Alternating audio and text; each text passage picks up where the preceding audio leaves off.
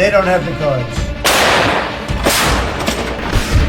Just a bigger way to show support for Ukraine. Ukraine wants to make a deal because I don't think they have a choice. रूस ने Ukraine पर जबरदस्त हवाई हमले किए हैं। इन हमलों में 25 यूक्रेनी नागरिकों के मारे जाने की खबर है।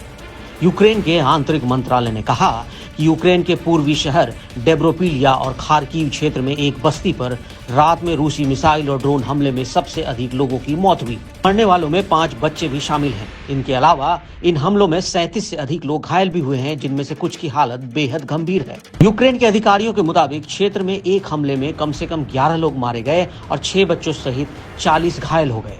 खार्किव और ओडेसा सहित अन्य क्षेत्रों में घरों और बुनियादी ढांचों को नुकसान पहुंचा।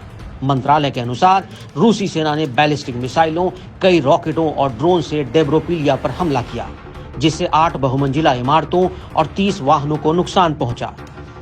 मंत्रालय ने यह भी बताया कि उत्तर पूर्व में खार्किव क्षेत्र पर एक अलग ड्रोन हमले में 3 नागरिक मारे गए और 7 घायल हुए हैं। एक तरफ ट्रंप दावा कर रहे हैं कि वो पुतिन को युद्ध विराम के लिए मना रहे हैं, लेकिन ऐसा होता नहीं दिख रहा। You know, I believe him. I believe him. I think we're doing very well with Russia. But right now they're bombing the hell out of Ukraine. And Ukraine, I'm finding it more difficult, frankly, to deal with Ukraine. And they don't have the cards. यूक्रेनी air force के मुताबिक रूस ने हवा, जमीन और समुद्र से कुल 67 मिसाइलें दागी और 184 ड्रोन से हमले किए। एयरफोर्स के मुताबिक यूक्रेन ने हमले का जवाब देने के लिए पहली बार फ्रांसीसी मिराज लड़ाकू विमान तैनात किए हैं। इन विमानों की आपूर्ति पिछले महीने ही की गई थी। रूसी मिसाइलों से निपटने के लिए यूक्रेन के पास पश्चिमी देशों से दिए गए F-16 फाइटर प्लेन भी मौजूद हैं। यूक्रेनी एयरफोर्स ने दावा किया कि यूक्रेनी डिफेंस फोर्स ने रूस की 34 मिसाइल और 100 ड्रोन को मार गिराया, जबकि 10 मिसाइल अपने लक्ष्य तक नहीं पहुंच सकी और 86 ड्रोन रडार की नजरों से ओझल हो गए। रूसी सेना ने यूक्रेन के साथ खुफिया जानकारी साझा करने पर रोक लगाने के बाद अपने पहले बड़े हमले में यूक्रेनी ऊर्जा और गैस के बुनियादी ढांचों को नुकसान पहुंचाया, जिससे कीव पर दबाव बढ़ गया क्योंकि राष्ट्रपति डोनाल्ड ट्रंप युद्ध को तेजी से समाप्त करना चाहते हैं। सैन्य विश्लेषकों का मानना है कि अमेरिकी सैन्य सहायता और खुफिया जानकारी में रोक यूक्रेन की वायु रक्षा को कमजोर कर रही है। इस बीच खबर आई है कि रूस की सबसे बड़ी रिफाइनरी में से एक किरीशी तेल रिफाइनरी में यूक्रेन के एक ड्रोन हमले के दौरान मलबा गिरने से वो क्षतिग्रस्त हो गया। अब युद्ध की आंच अमेरिका तक भी पहुंच रही है। प्रदर्शनकारियों ने व्हाइट हाउस के पास दुनिया के सबसे बड़ा यूक्रेनी झंडा फहराया और राष्ट्रपति डोनाल्ड ट्रंप से रूस के साथ 3 साल से चल रहे युद्ध के बीच संकटग्रस्त राष्ट्र का समर्थन करने का आह्वान किया। It's a way to really represent and support Ukraine, because even though people bring like smaller flags from like even buildings and stuff, it's right now like people can see how like tight and close Ukrainian people are and American people are, and that not only Ukrainian people come here to like show support to Ukraine, but also from United States and Polish people and a lot of Eastern European people that live here. So I think it's just a bigger way to show support for Ukraine. Well, I think what's going to happen is Ukraine wants to make a deal because I don't think they have a choice. I also think that Russia wants to make a deal because in a different way that only I know, they have no choice either. इस बीच open source magazine ने दावा किया है कि पिछले साल गर्मियों में रूस में घुसकर वहां एक बड़े हिस्से पर कब्जा करने वाले हजारों यूक्रेनी सैनिकों को रूस ने लगभग घेर लिया है।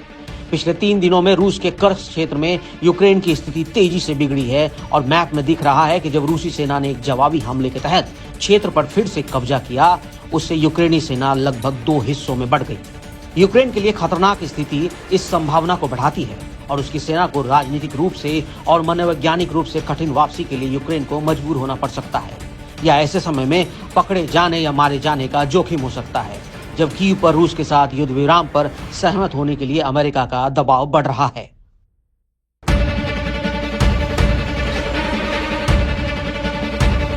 They don't have the cards. Just a bigger way to show support for Ukraine. Ukraine wants to make a deal because I don't think they have a choice. रूस ने यूक्रेन पर जबरदस्त हवाई हमले किए हैं। इन हमलों में 25 यूक्रेनी नागरिकों के मारे जाने की खबर है। यूक्रेन के आंतरिक मंत्रालय ने कहा कि यूक्रेन के पूर्वी शहर डेब्रोपिलिया और खार्किव क्षेत्र में एक बस्ती पर रात में रूसी मिसाइल और ड्रोन हमले में सबसे अधिक लोगों की मौत हुई। मरने वालों में 5 बच्चे भी शामिल हैं। इनके अलावा इन हमलों में 37 से अधिक लोग घायल भी हुए हैं, जिनमें से कुछ की हालत बेहद गंभीर है। यूक्रेन के अधिकारियों के मुताबिक क्षेत्र में एक हमले में कम से कम 11 लोग मारे गए और 6 बच्चों सहित 40 घायल हो गए। खार्किव और ओडेसा सहित अन्य क्षेत्रों में घरों और बुनियादी ढांचों को नुकसान पहुंचा। मंत्रालय के अनुसार रूसी सेना ने बैलिस्टिक मिसाइलों, कई रॉकेटों और ड्रोन से डेब्रोपिलिया पर हमला किया, जिससे 8 बहुमंजिला इमारतों और 30 वाहनों को नुकसान पहुंचा। मंत्रालय ने यह भी बताया कि उत्तर पूर्व में खार्किव क्षेत्र पर एक अलग ड्रोन हमले में 3 नागरिक मारे गए और 7 घायल हुए हैं। एक तरफ ट्रम्प दावा कर रहे हैं कि वो पुतिन को युद्ध विराम के लिए मना रहे हैं, लेकिन ऐसा होता नहीं दिख रहा। You know, I believe him. I believe him. I think we're doing very well with Russia. But right now they're bombing the hell out of Ukraine. And Ukraine, I'm finding it more difficult, frankly, to deal with Ukraine. And they don't have the cards. यूक्रेनी air force के मुताबिक रूस ने हवा, जमीन और समुद्र से कुल 67 मिसाइलें दागी और 184 ड्रोन से हमले किए। एयरफोर्स के मुताबिक यूक्रेन ने हमले का जवाब देने के लिए पहली बार फ्रांसीसी मिराज लड़ाकू विमान तैनात किए हैं। इन विमानों की आपूर्ति पिछले महीने ही की गई थी। रूसी मिसाइलों से निपटने के लिए यूक्रेन के पास पश्चिमी देशों से दिए गए F-16 फाइटर प्लेन भी मौजूद हैं। यूक्रेनी एयरफोर्स ने दावा किया कि यूक्रेनी डिफेंस फोर्स ने रूस की 34 मिसाइल और 100 ड्रोन को मार गिराया, जबकि 10 मिसाइल अपने लक्ष्य तक नहीं पहुंच सकी और 86 ड्रोन रडार की नजरों से ओझल हो गए।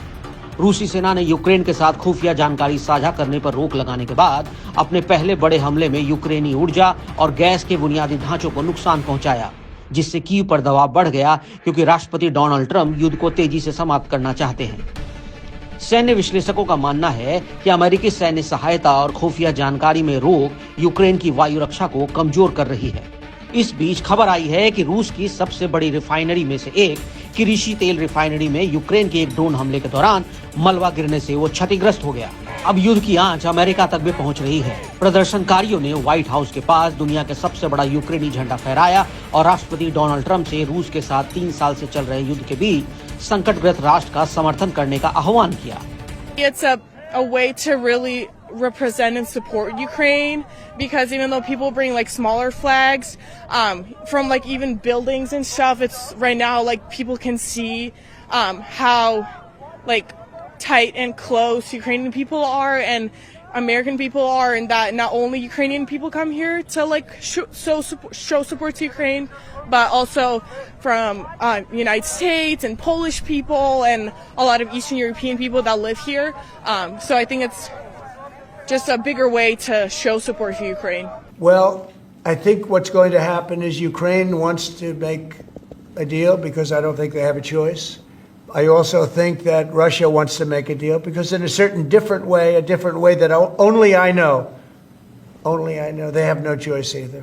इस बीच ओपन सोर्स मैगजीन ने दावा किया है कि पिछले साल गर्मियों में रूस में घुसकर वहां एक बड़े हिस्से पर कब्जा करने वाले हजारों यूक्रेनी सैनिकों को रूस ने लगभग घेर लिया है।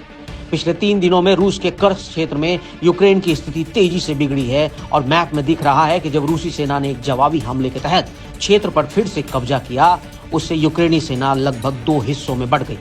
यूक्रेन के लिए खतरनाक स्थिति इस संभावना को बढ़ाती है और उसकी सेना को राजनीतिक रूप से और मनोवैज्ञानिक रूप से कठिन वापसी के लिए यूक्रेन को मजबूर होना पड़ सकता है, या ऐसे समय में पकड़े जाने या मारे जाने का जोखिम हो सकता है, जब कीव पर रूस के साथ युद्ध विराम पर सहमत होने के लिए अमेरिका का दबाव बढ़ रहा है।